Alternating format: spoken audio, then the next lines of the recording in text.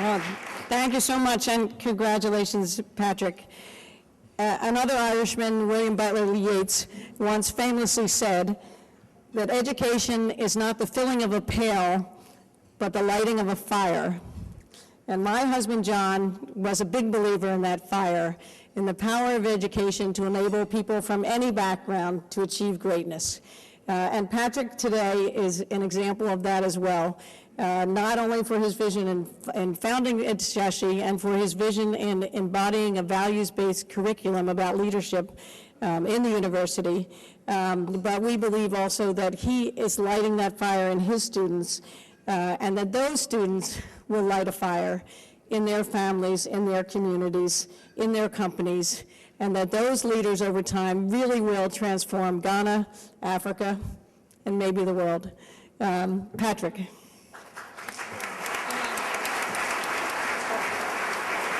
You want to talk first, or should we give you this? This is the actual John P. McNulty Prize.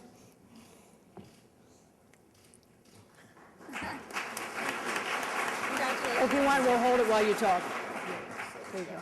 I'll Kevin to hold it for you.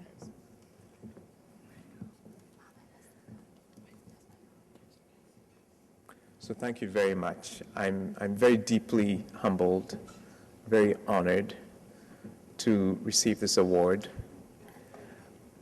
Everyone that I've spoken to who knew John McNulty tells me about a man who cared a lot about young people and the hope that they represent for the world. And he personally put a lot of his time and energy into mentoring and helping groom leaders who will change this planet and the human condition. And so I am so deeply honored to be standing here this evening.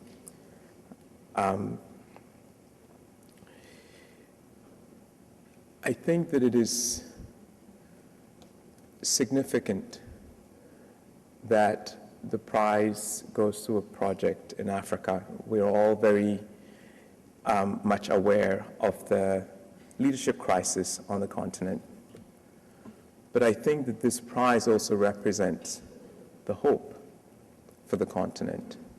And I'm very grateful for that, for the recognition of the young people in Africa, the hope that they represent for that continent.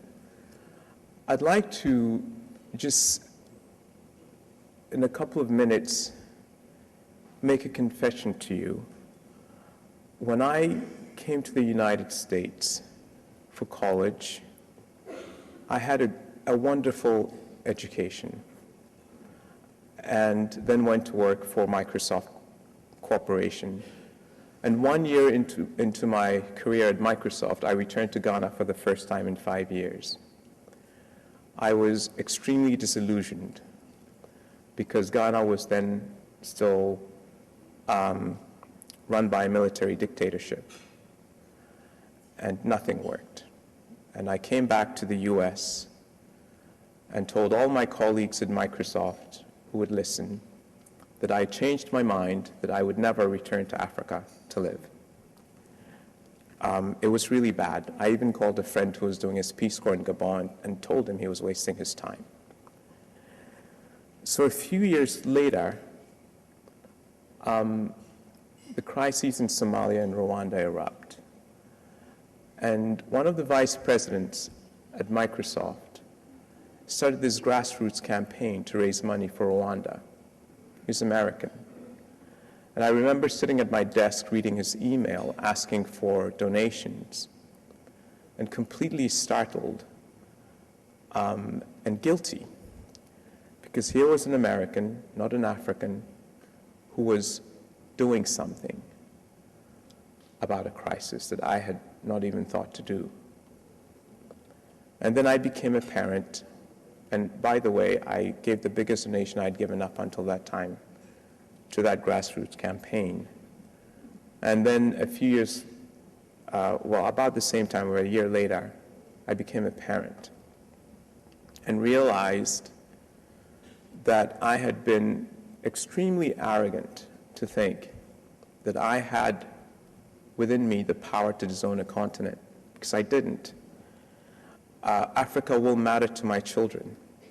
It will matter to them the way they see themselves, the way the world sees them. And that's why I set about going back. And as I did that, I realized that really the root of the problem is leadership and the way leaders in Africa are educated.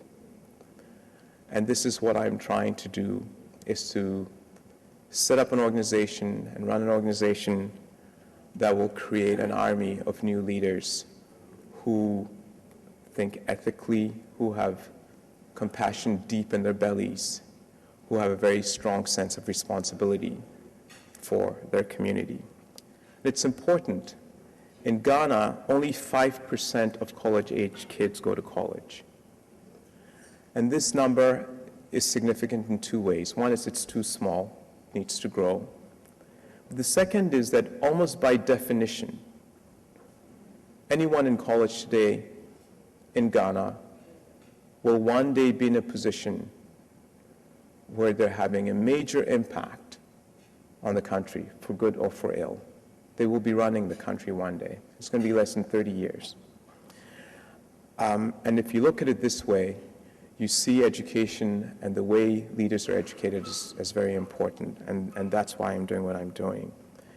The Aspen Global Leadership Network helped me a great deal in sort of structuring how we went about educating leaders, and we borrowed quite liberally from the Aspen model to great effect. And today, my heart is just full when I see what our alums are doing. We have an alumni who is heading the Treasury Department of a bank in Sierra Leone. We have an alum who's heading his peacekeeping squad in Liberia.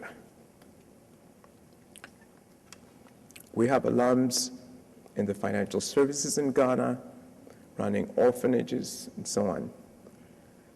And I didn't think it would happen this quickly, that people in their 20s in just these incredible positions, and to see them stand up and do what they need to do. So thank you very much. I really should stop now. Thanks a lot.